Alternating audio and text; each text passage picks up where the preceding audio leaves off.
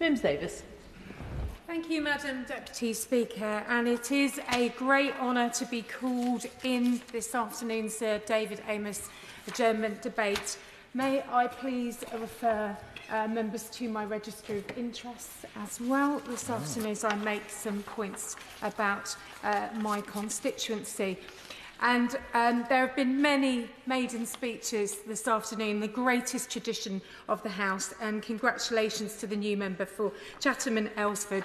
Following Dame Tracy Crouch is no mean feat, and I have done that in the Department of Culture, Media and Sport, and I walked those lines. So, and I've appeared on media with the honourable gentleman. He will do very well for his constituents. And the member for Winchester talking about vets and dementia and very personal issues in front of family is to be applauded. And all members around the House this afternoon, including our new action man, the member for Exmouth and Exeter, my honourable friend, making moving contributions, including the member for Bexley Heath and Crayford, the new member there, a carers champion and talking about disability. So I've enjoyed listening to speeches this afternoon. And many of us are not new members, but are new to parts of our constituency.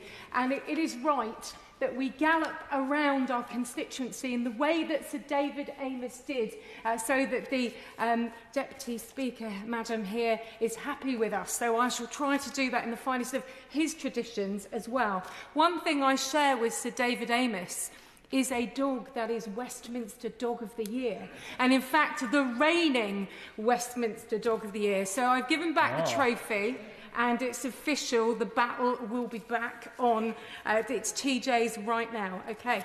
I am the first member for East Grinstead and Uckfield and the Villages, parts of my constituency previously in the Horsham constituency, where the Right Honourable Sir Jeremy Quinn represented, and Maria Caulfield in the Lewis area, both assiduous members of Parliament dedicated to causes and very effective, and I feel the pressure following their footprints in terms of my constituency, which is very rural. It has parts of Lewis, Wealdon and 50% thereabouts of the Mid-Sussex district. And I wish the new Mid-Sussex Member of Parliament in the constituency well. We've already been working on several issues, and one of them she raised today, which was hospice funding, which St Catherine's in Pease Pottage is particularly struggling with, as well as St Peter and James in North Chailey. But if we are going to talk about assisted dying, we also need to be talking about dying well as living well. And I do urge the government to look at hospice funding, as well as the wider NHS discussions that we've had today.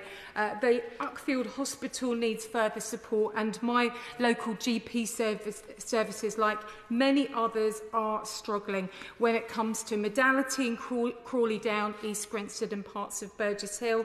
And indeed, I've heard just in the last few weeks about the Balcombe surgery needing further support. Our local GPs do a fabulous job, and it is important that we support them in the wider NHS. Roads and potholes have been a perennial inbox incoming. I'm sure new members will have found that. Traffic light queues and Royal Mail issues, whether it's in Slaffham, Pease Pottage or Uckfield, this is getting on constituents' nerves. So we need to tackle this. One point I'd like to make, also talking about Pease Pottage and our economy, is some amazing local businesses.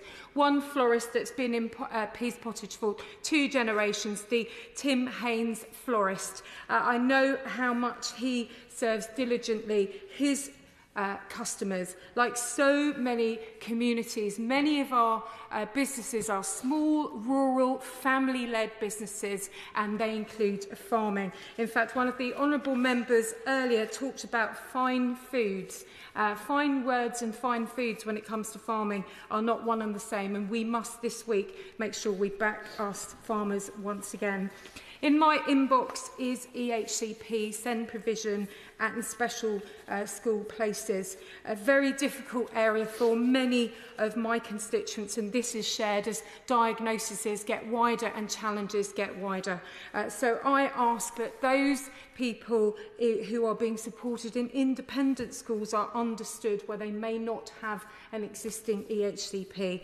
And as we look at any changes to VAT and independent schools, there is a significant proportion of pupils in my constituency who attend independent schools where parents are very worried about the impact of any changes for their children, and it must be fair to all children what happens going forward. Turning to some positives that I've recently attended the Queen Victoria Hospital, the 80th anniversary, and the planting of the maple tree to celebrate the Canadian wing and the work of the plastic surgeons over the last 80 years in the town that doesn't stare. And I would like to say thank you so much to all of the team that have welcomed me, most recently at the Citizens Advice Bureau in Uckfield, a wonderful town which works so hard to support many rural residents and people who perhaps where poverty is not seen in the way that other areas are noticed. If I conclude, Madam Deputy Speaker, there is one particular issue around the Burgess Hill Academy, Blackthorns and Linfield Primary, around gag pooling and the issue of the University of Brighton Academy Trust, where 14 schools as part of this group in particular are seeing the impact on the day-to-day budgets of those local schools. I implore the government and the trust to work with the local MPs to make sure that the support that is going in for pupils actually lands into the laps of teachers and students. This is something that worries me greatly. And before I sit down, I must pay tribute to my predecessor, Sir Nicholas Soames, Mimsy as he called me, his constituent, supportive, bombastic, warm, strident, always sticking up for commuters and casework being of the highest order, and we'll all seek to continue in his finest tradition of standing up for those who go to work hard and live in our constituencies, and if we are lucky enough to be sent here, any kind of legacy such as his is again, like Sir David, the one we're aspiring to. Thank you. Brian.